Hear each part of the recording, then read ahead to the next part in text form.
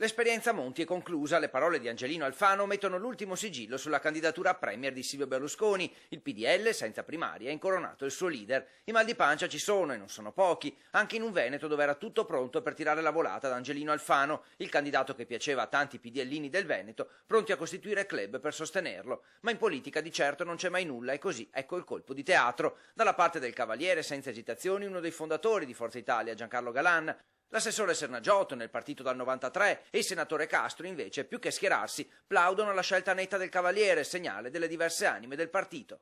Cambia solo una cosa, chiarezza. Noi decidiamo chi è il nostro candidato, chi ci sta, chi non ci sta, non ci sta.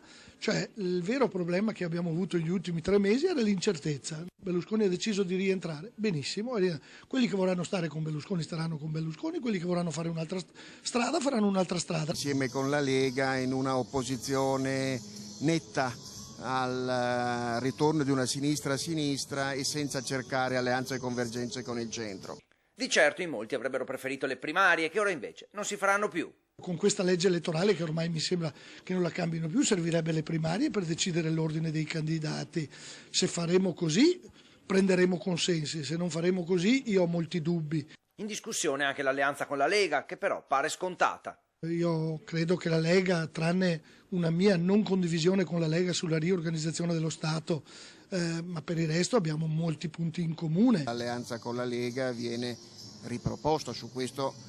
Berlusconi ha sempre pensato a questo schema e quindi da questo punto di vista non ho nessun elemento per credere che venga abbandonato. Quanto al sostegno al governo Monti, a conferma delle diverse posizioni interne al partito, nonostante gli eventi delle ultime ore, il senatore Castro sembra non avere dubbi.